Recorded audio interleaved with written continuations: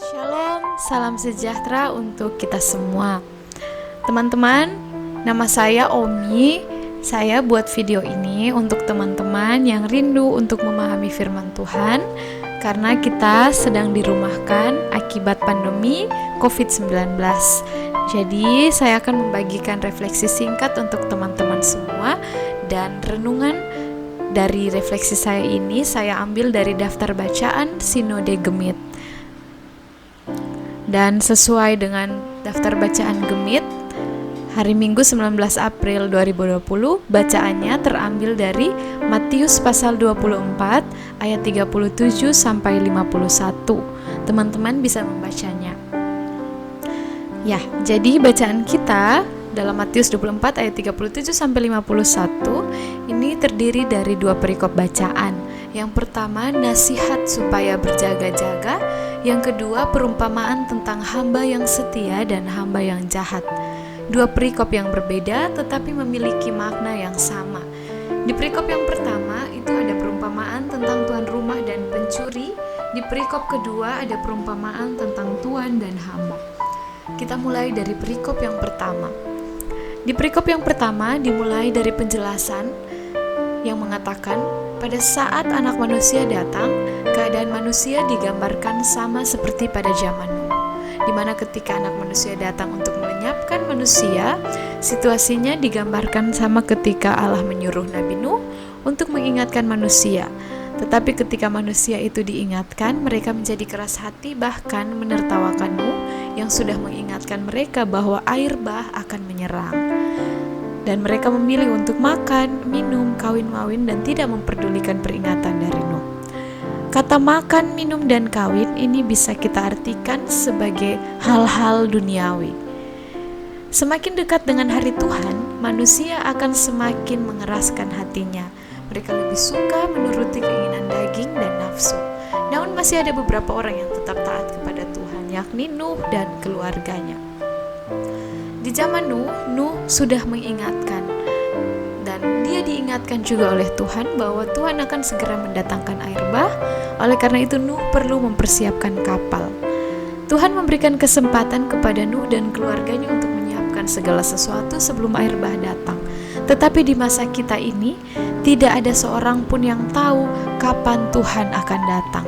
Di dalam teks dikatakan Tuhan akan datang seperti seorang pencuri. Seorang pencuri tidak akan membuat kesepakatan dengan tuan rumah kapan ia akan datang. Kita masuk ke dalam perikop yang kedua, yakni tentang tuan dan hambanya. Dalam perikop ini, si tuan mempercayakan hambanya untuk bekerja, tetapi hambanya lebih memilih untuk berfoya-foya dan bermabuk-mabukan dengan teman-temannya. Nah, ini sama seperti perikop pertama. Berfoya-foya dan mabuk-mabukan dapat kita artikan sebagai makan, minum, dan kawin-mawin pada kisah Nuh. Jadi semakin dekat dengan hari Tuhan, manusia cenderung untuk mencintai hal-hal yang berbau dunia, makan, minum, kawin, dan berfoya-foya. Dua perikop ini memiliki makna yang sama. Yang pertama, hendak mengingatkan bahwa hari Tuhan itu tidak dapat diketahui oleh siapapun dan tidak diduga kapan waktunya. Yang kedua, ketika waktu Tuhan semakin dekat, manusia akan semakin tergoda untuk melakukan hal-hal yang tidak sesuai dengan kehendak Allah, yakni cinta kepada kedagingan dan sikap hidup yang hanya semata-mata ingin memenuhi nafsu belaka. Dan yang ketiga, dua perikop ini hendak mengingatkan kita untuk berjaga-jaga, karena semakin hari iman kita semakin mudah untuk digoyahkan dengan berbagai tawaran yang dunia berikan. Saudara-saudariku yang terkasih, kita semua tahu bahwa pada saat ini pergumulan yang dialami oleh kita semua, bahkan ini menjadi persoalan dan pergumulan dunia, yakni munculnya wabah penyakit COVID-19.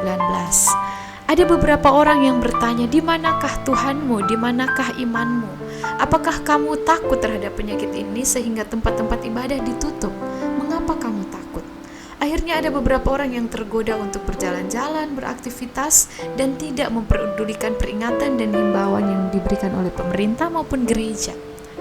Saudara-saudariku yang terkasih, benar bahwa kita adalah orang-orang percaya yang berpengharapan. Tetapi kita harus menjadi orang percaya yang berhikmat. tidak hanya percaya, tetapi juga berhikmat. Percaya artinya kita berdoa dan meminta tuntunan Tuhan sehingga kita dijauhkan dari malapetaka. Berhikmat artinya kita menyadari bahwa kita manusia yang hidup di dunia ini memiliki fisik yang lemah dan terbatas. Oleh karena itu kita perlu menjaga diri kita untuk dijauhkan dari malapetaka tersebut. Kita bersyukur karena Tuhan tidak melenyapkan kita sama persis seperti pada kisah Nuh. Ia melenyapkan seluruh umat manusia dan semua ciptaannya dari muka bumi dengan air bah. Kita bersyukur karena Tuhan tidak melakukan hal tersebut pada kita. Karena itu, karena tidak ada seorang pun yang tahu kapan Tuhan akan datang, dan di saat-saat ini kita semua bersekutu bersama di dalam rumah-rumah, ini bukan berarti membuat kita untuk tidak lagi beribadah. Karena kegiatan beribadatan di tempat-tempat ibadah ditiadakan, jangan sampai membuat kita lalai untuk beribadah. Kita harus terus dan selalu mencari Tuhan dimanapun dan kapanpun kita berada. Oleh karena itu, tetap jaga iman dan imun kita. Kita jangan berpikir bahwa Tuhan tidak ada, seperti si hamba yang jahat, yang ketika diberikan kepercayaan, malah menyia-nyiakan kepercayaan tersebut. Untuk saat ini kita diberikan kepercayaan oleh Tuhan untuk beribadah di rumah karena COVID. Tapi banyak dari kita yang mungkin lebih memilih untuk tidur, makan, dan lain-lain. Ingatlah bahwa hamba yang jahat itu pasti akan dibinasakan. Tetapi hamba yang setia dalam keadaan apapun, sekalipun dia tahu bahwa Tuhannya sedang bepergian, ia tetap setia. Oleh karena itu, ikutilah teladan yang diberikan oleh hamba yang setia. Sekalipun saat ini badai sedang menghampiri, sekalipun kita tahu bahwa Tuhan kita sedang pergi, kita harus tetap menjaga kepercayaan yang Tuhan berikan. Dan kita akan mendapatkan upah 2 kali lipat dari Tuhan. Hingga akhirnya Tuhan dapat berkata kepada kita, "Baik sekali perbuatanmu itu, hai hambaku yang baik." Sekian renungan dari saya, semoga Tuhan Yesus memberkati.